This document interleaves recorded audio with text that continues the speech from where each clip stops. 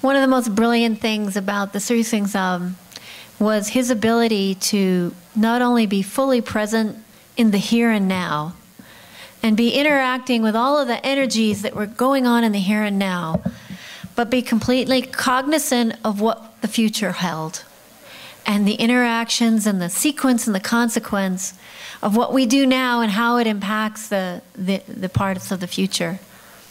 He wasn't so big on the past, and he was not that interested in the academic intersections of history and the present. He was really interested in the present and the intersections with the future. And that, I think, is one of the teachings that he gave us about the Aquarian age that is really the most exciting. And as we go from this day forward, how important that is in our lives.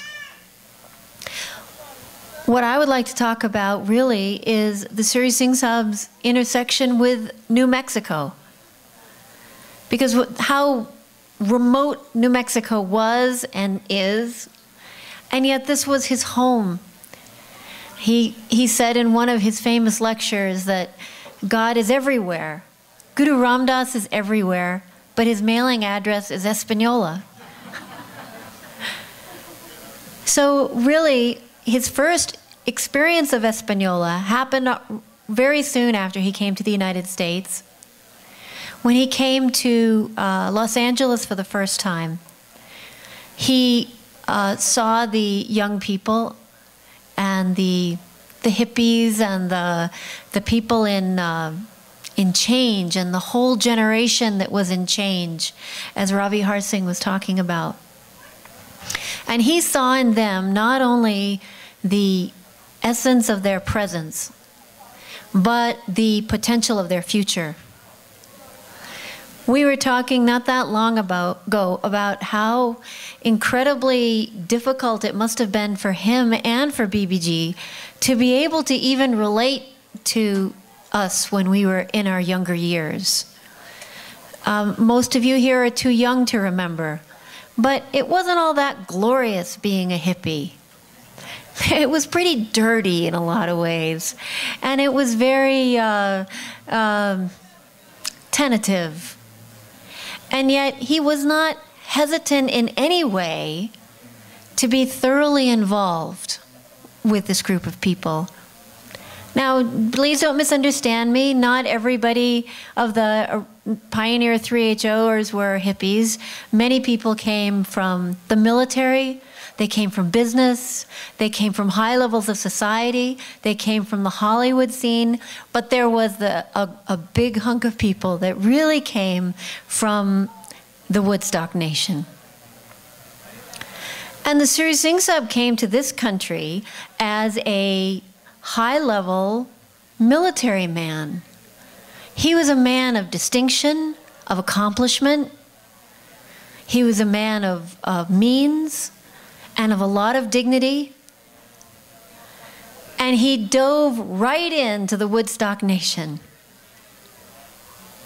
So in 1969, there were several very now historic communes in California, the Hog Farm and the Juke Savages. And it was with the Juke Savages that the Sri Singh Sahib got into a VW bus and rode from Los Angeles to New Mexico. Because the Juke Savages got together once a year at the summer solstice to have a big love-in, more or less. He got in the minivan and drove out here with them and participated in that first summer solstice of 1969. He went back to Los Angeles, and he came out again in 1970. In 1970, the gathering was at Santa Clara Canyon, which is just down the road here. And the gathering was so big, and it was so obnoxious that the Native Americans actually threw everybody out. There was too much drugs, and there were too many naked people, and they told them they had to leave, they couldn't stay, because that is sacred Native American land. So with nowhere to go, The Sri Singh Sahib then jumped in and worked out a solution for them. And a very good friend of the Sri Singh Sahibs, Robert Bossier, who lived here in the valley, and he had a house on the road to Santa Fe. Do you all know where Gabriel's restaurant is? That was Robert's house. And so the whole summer solstice camp moved into his backyard. So there they were with no food, no water, barely tents. So the Sri Singh Sahib called up the local government, and our state representative at that time was Bruce King, who went on to be governor, a 4-term governor. So Bruce King came out, and he would tell us this story every single year at the Sri Singh Sahib's birthday. He would come and say, I saw all those young people, and I said to myself, I said to my wife, Alice, with the first strong wind, they're all gonna blow away. But you're still here. But even at that time, he became a friend of ours. He brought in a truck of water. He brought in truckloads of watermelon. And that we now claim as the first 3HO summer solstice. From there, it really did become a summer solstice of 3HO. And starting in the next year, the Sri Singh Sahib taught White Tantric Yoga at the summer solstice.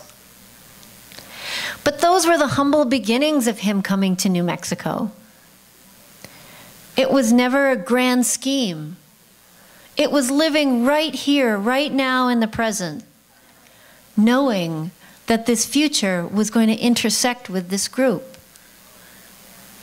He was wonderfully impersonally personal in that way. When he dealt with you one-on-one, it was incredibly personal.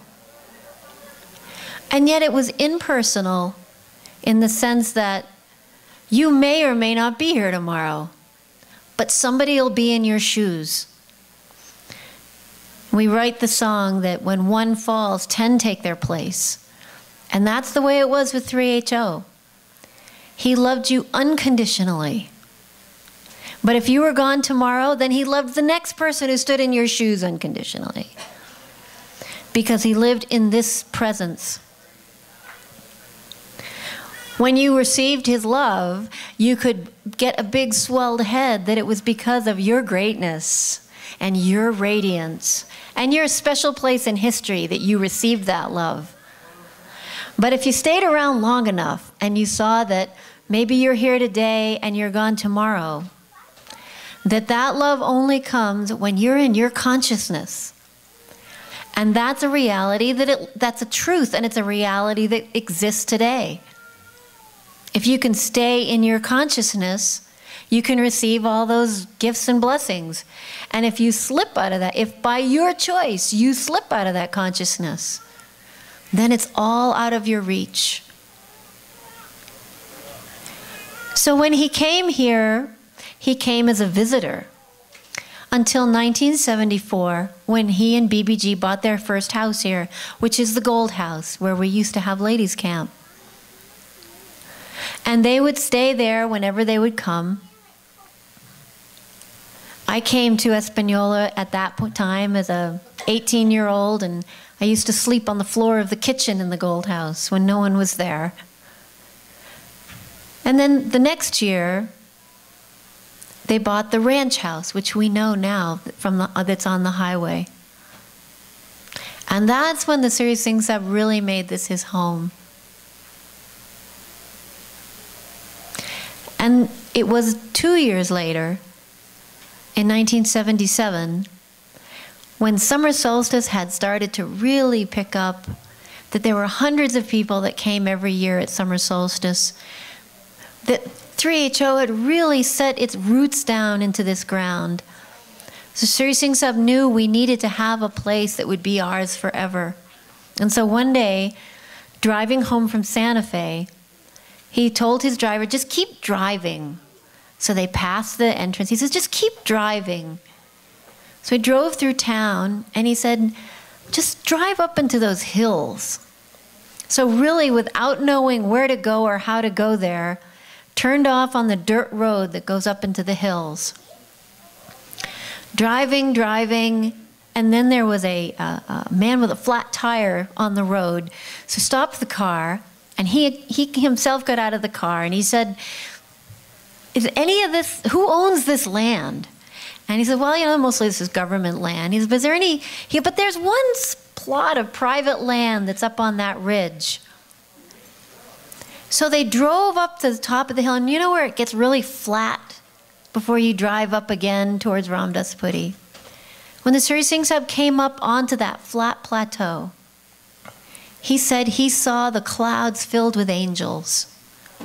He saw that there was a light that was filled with divine beings. And he said, this is where we need to be.